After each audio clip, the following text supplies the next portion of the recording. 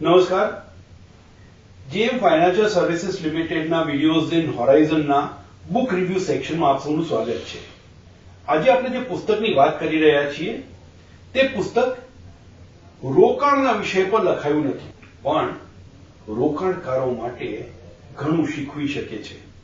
આ પુસ્તકની લેખિકા અનુ વૈદ્યનાથન એ ભારત દેશની સર્વપ્રથમ આયર્નમેન અને અલ્ટ્રામેન ટ્રાયથ્લીટ છે.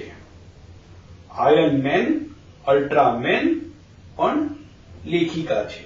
હવે આ આયર્નમેન અને અલ્ટ્રામેન એટલે શું? આ બંને એ રેસના નામ છે અને આ રેસમાં 3 અલગ અલગ પ્રકારની રેસનો સમન્વય થાય છે.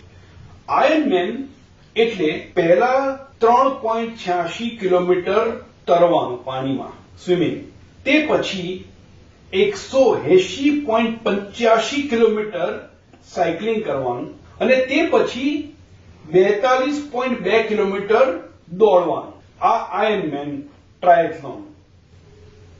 અલ્ટ્રામેન એ આનાથી પણ વધારે, સૌથી પહેલા 10 કિલોમીટરનું સ્વિમિંગ, એના પછી 425.6 કિલોમીટર સાયકલિંગ અને એના પછી 84.4 કિલોમીટર રનિંગ.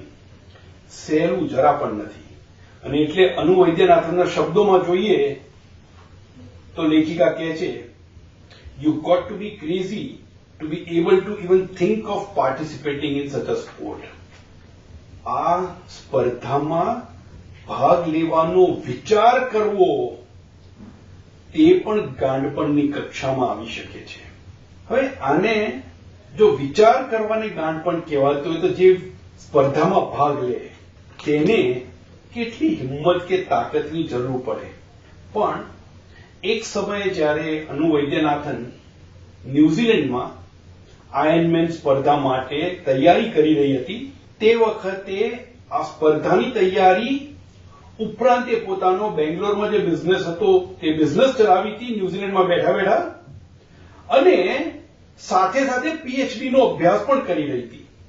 એ અઠવાડિયાના લગભગ 90 કલાકથી વધારેનું કામ કરતી અને અઠવાડિયાના 90 કલાક એટલે 7 દિવસના 90 કલાક એટલે સરેરાશ રોજના 14 કલાક. સહેલું નથી. પણ એટલા જ માટે એને કહ્યું હતું ગાંડપણ છે. અને એના જે કોચ હતા ન્યુઝીલેન્ડના, તેને બહુ સુંદર વસ્તુ કહી, if it were easy it wouldn't be worth doing. જો સહેલું હોય તો કરવામાં મજા શું આવે. સો આ સ્પર્ધાની આજે આપણે વાત કેમ કરી રહ્યા છીએ? કારણ કે પોતાનો બિઝનેસ ચલાવવો હોય તો પણ આ જ જોઈએ, એન્ડ્યોરન્સ. અને આ એન્ડ્યોરન્સ શબ્દ ક્યાં છે? પુસ્તકના શીર્ષકમાં, anywhere but home, adventures in endurance. પોતાનો બિઝનેસ ચલાવવો હોય તો એન્ડ્યોરન્સ જોઈએ. કઈ પણ મોટી સફળતા પ્રાપ્ત કરવી હોય તો એન્ડ્યોરન્સ જોઈએ. અને રોકાણકારોએ પોતાના ફાઇનાન્શિયલ ગોલ્સ અચીવ કરવા હોય તો પણ એન્ડ્યોરન્સ જોઈએ.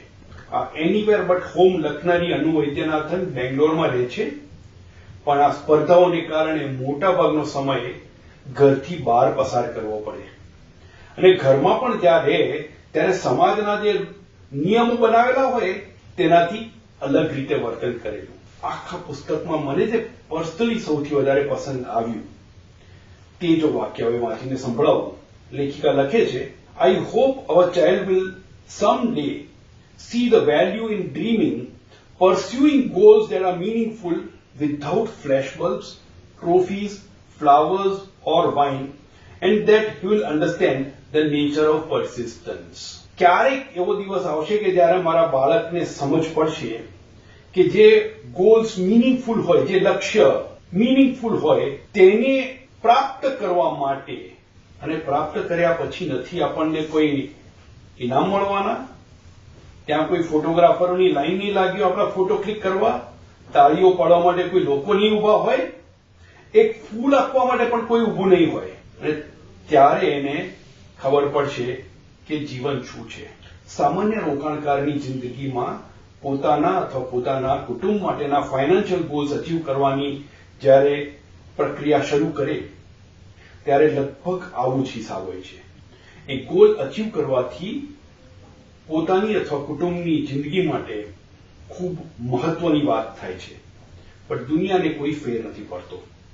ત્યારે કોઈ તાળી પાડવા તૈયાર નથી, ત્યારે કોઈ વાવા કરવાનું આવવાનું નથી. જે સફળતાની ખુશી મળે છે તે પ્રાઇસલેસ છે. હું જયારે પુસ્તક વાંચતો હતો, એક વખત ફ્લાઇટમાં જતો હતો, ત્યારે મારી બાજુમાં એક ભાઈ બેઠા હતા અને એમણે નજર કરી. હવે મારી પાસે એ પુસ્તક કિન્ડલમાં છે, એટલે કિન્ડલમાં તો શું હોય કે એનું કિન્ડલનું કવર દેખાય અને એક પેલું પેજ જે દેખાતું હોય તે સફેદ પેજ અને કાળા અક્ષર એટલું જ દેખાય, એટલે ખબર ના પડે કવર નથી, કઈ પ્રકારની બુક છે. તો એ ભાઈએ નજર કરી અને થોડું ઘણું વાંચ્યું અને પછી એટલું વાંચીને તરત મને પૂછ્યું કે આ બુક કઈ છે, તમે કઈ વાંચો છો? એટલે મેં એમને બુક વિશે વાત કરી. તો એમણે તે રિમાર્ક કહીને ખૂબ અગત્યની છે. એમણે કહ્યું કે મેં જેટલું વાંચ્યું, કદાચ એમને એક ફકરો વાંચ્યો હશે, મેં જેટલું વાંચ્યું તેના પરથી એવું લાગે છે કે આ પુસ્તક ખરેખર વાંચવા જેવું છે. એ મારા કો પેસેન્જરે જે શબ્દો કહ્યા હતા, મેં આખી ચોપડી વાંચી છે, એના આધારે કહું છું કે તમે જિંદગીના કોઈ પણ ક્ષેત્રમાં સફળ થવા માંગતા હો તો તેને માટે આ પુસ્તક વાંચવું એ ખૂબ અગત્યનું છે. મ્યુચ્યુઅલ ફંડમાંના રોકાણો બજારના જોખમોને આધીન છે. સ્કીમથી સંબંધિત બધા દસ્તાવેજો કાળજીપૂર્વક વાંચો.